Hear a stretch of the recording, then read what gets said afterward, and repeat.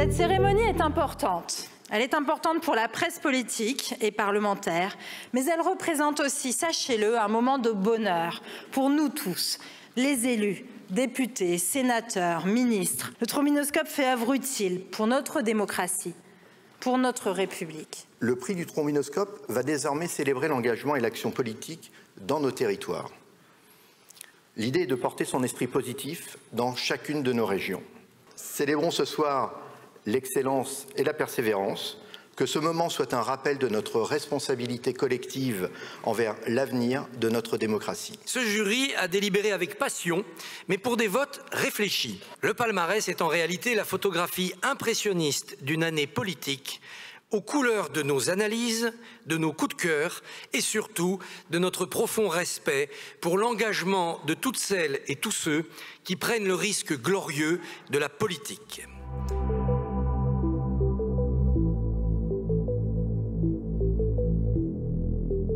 Personnalité inspirante, celle qui nous a guidés dans nos délibérations, c'est celle qui trace un sillon de manière désintéressée, avec une forte conviction, soucieuse du bien commun, parce que c'est le fond de l'engagement politique, et de l'autorité légitime de l'État, mais aussi respectueuse de la diversité des conditions d'existence et de la dignité qui revient à chacune.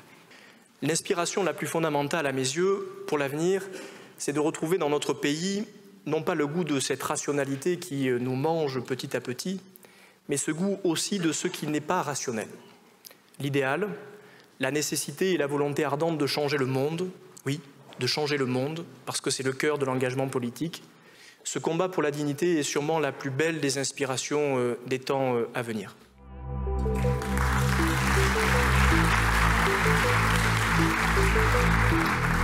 Et vous êtes devenu le premier secrétaire délégué du PS. Lors de cet épisode, vous aurez démontré une solide force de caractère et vous êtes désormais prêt pour vos premiers pas sur la scène nationale. Dans notre pays, c'est un peu comme un match de tennis. Si vous voulez que le match soit bon, il faut deux bons joueurs. On a besoin d'une droite républicaine et on a besoin d'une gauche républicaine. La première des convictions et des devoirs que nous avons vis-à-vis du peuple, c'est la sincérité. C'est de dire la vérité. À gauche aussi, nous avons besoin d'une gauche pro-européenne, alter-européenne là encore, mais pro-européenne, qui n'a pas oublié son histoire, son héritage, et qui sait que l'Europe reste, ce sont les mots de Mitterrand, toujours notre avenir.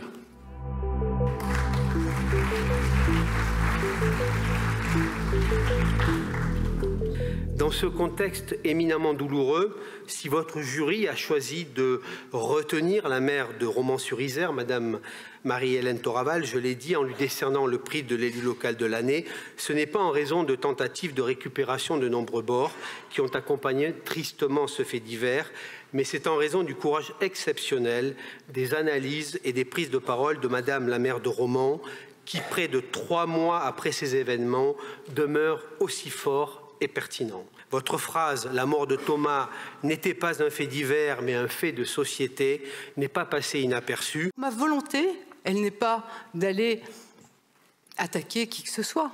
Ma volonté, elle est vraiment qu'on puisse se mettre tous autour de la table, et même si la muraille est épaisse, seule la volonté de la transpercer compte. C'est vraiment dans ce sens-là que j'ai mené mon engagement, c'est dans ce sens-là que j'ai mené les propos qui étaient les miens. Oui, j'ai été menacée. Mais aujourd'hui, et je le répète, je ne regrette absolument pas ce que j'ai dit. S'il fallait le redire, je le redirai, je continue de le dire. Mais je veux dire, je ne veux pas en rester qu'aux paroles. Je crois aussi que j'ai contribué à faire de certains sujets qui étaient des sujets tabous, de faire en sorte que la classe politique puisse s'en saisir.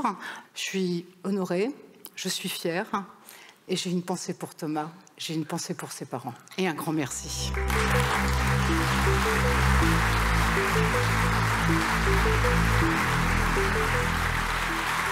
Votre Premier ministre, Monsieur Tusk, est plein d'amour pour sa nation. Il a dit d'ailleurs, on ne fait pas de politique quand on n'a pas d'amour. Beaucoup d'espoir résident dans votre action, dans l'action de votre Premier ministre, contre les vents mauvais qui soufflent depuis Moscou, depuis Poutine, contre les vents mauvais qui soufflent en Hongrie, en Tchéquie, en Slovaquie, et contre le populisme qui est une vraie menace aujourd'hui, comme jadis l'ont été d'autres idéologies, et notamment celle du communisme. Merci à vous.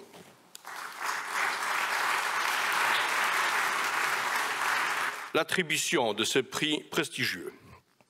Il considère ce prix, bien que décerné à titre personnel, comme récompensant la Pologne entière et ses citoyens. Ce prix qui met en avant l'Europe et les actions pro-européennes du Premier ministre et de la Pologne confirme notre engagement à poursuivre un travail sans relâche pour la prospérité, l'unité et la sécurité de notre continent.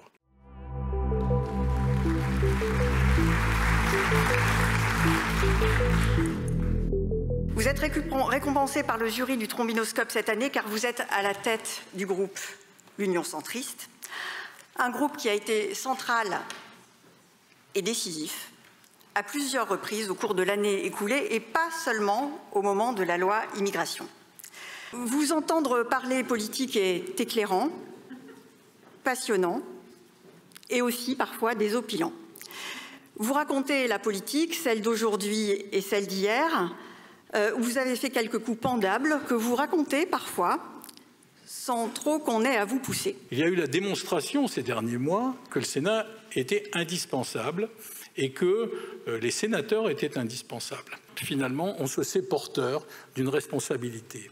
Et je crois que, compte tenu de la complexité politique qui est celle de la situation parlementaire et de nos institutions, il est bon qu'il y ait un Sénat solide, un Sénat qui puisse continuer à travailler main dans la main avec les personnalités de l'Assemblée nationale qui partagent des convictions républicaines. Et donc je vous remercie d'avoir su mettre à l'honneur un modeste sénateur, bien sûr, mais surtout, à travers lui, le Sénat tout entier. Merci.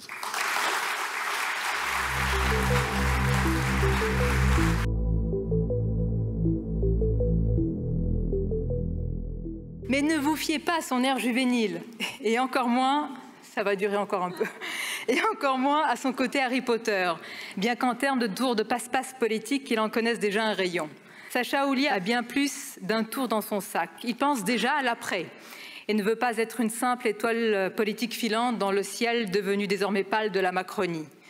Bien sûr, le jeune stratège est toujours en marche, mais il préfère parfois marcher à l'ombre pour ne pas se brûler les ailes trop près d'un chef qui, de toute façon, ne refera pas un autre mandat. J'en viens donc aux fonctions, aux événements qui m'ont certainement permis d'acquérir le prix que vous venez de me remettre, qui me vaut peut-être votre reconnaissance, la présidence de la Commission des lois. C'est à travers cette présidence que j'ai pu, comme l'avait fait Georges Clémenceau dans un autre registre et avec plus de brio, affirmer quelques convictions. Le droit à la sécurité, le devoir du respect, de la confiance. Et j'affirme que oui, on peut être de gauche et avoir des convictions fortes en matière régalienne.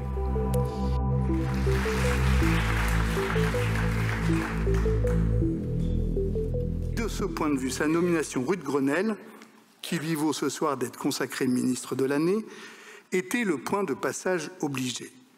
Et il a surtout su trouver les mots pour incarner tout à la fois une autorité et une détermination en écho avec les demandes latentes d'une partie des Français. Nul doute qu'en ayant enjambé ainsi les 500 mètres qui séparent la rue de Grenelle de la rue de Varennes, Gabriel Attal s'est encore un peu plus exposé aux critiques. On ne lui épargnera rien. Les aînés en politique n'aiment pas qu'on leur grille la politesse. Et vos adversaires qui sont dans leur rôle, peut-être même aussi ceux qui l'encensent aujourd'hui. Car en politique, pour paraphraser Coco Chanel, après la mode, il y a la démode. Oui, Gabriel Attal a été un ministre hors pair, un ministre salué par ses pairs, un ministre qui a su faire non pas simplement des punchlines ou des belles phrases, mais d'une méthode en politique que nombreux sont à souligner et à saluer, quelque mouvement qu'il soit originaire. Parce que oui, Gabriel Attal assume sans totem ni tabou, avec des lignes rouges, de parler et de respecter l'ensemble des forces politiques de notre nation.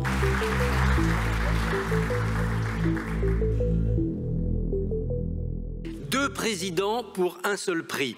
Ce n'est pas un ex-aequo, c'est un duo que nous honorons ici, une addition miraculeuse qui se fit multiplication des pieds le dimanche 12 novembre 2023. 1 + 1 = 105 000, telle fut l'arithmétique de la manifestation que vous avez conjointement organisée en quelques jours afin que la nation se dresse contre l'antisémitisme. La vie politique française déborde de duels, elle est avare de duos. Nous célébrons ce soir deux personnalités à la fois très différentes et très complémentaires. Donc deux personnalités qui, par leur fonction et action, incarnent et sont garants de notre belle République à laquelle nous sommes tous très attachés. On était réunis ici même, à l'hôtel de l'AC, le lundi précédant la marche, parce que depuis que je suis présidente de l'Assemblée nationale, avec le président du Sénat, nous avons décidé d'avoir des relations étroites, constructives, dans l'intérêt de nos institutions, mais surtout dans l'intérêt des Français. Et nous avons commencé cet échange par dire notre inquiétude, par la partager après les horreurs du 7 octobre et après cette montée de l'antisémitisme brutal que nous avons vécu en France et qui nous a tous glacés.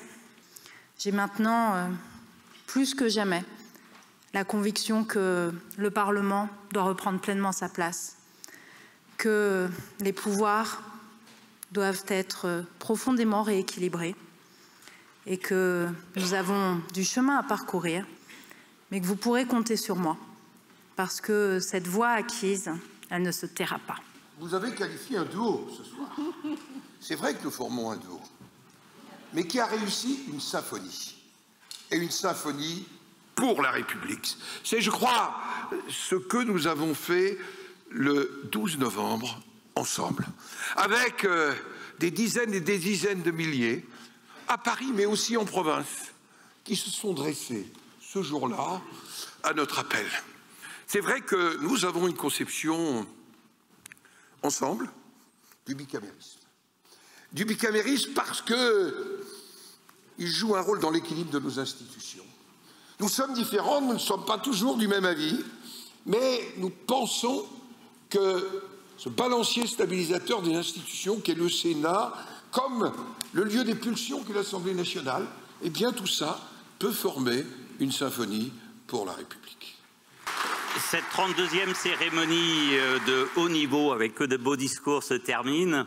Je vous remercie de votre attention et de votre fidélité au trombinoscope. Je vous donne rendez-vous dans un an pour un nouveau palmarès du trombinoscope et chaque mois dans une nouvelle région pour ce prix des collectivités.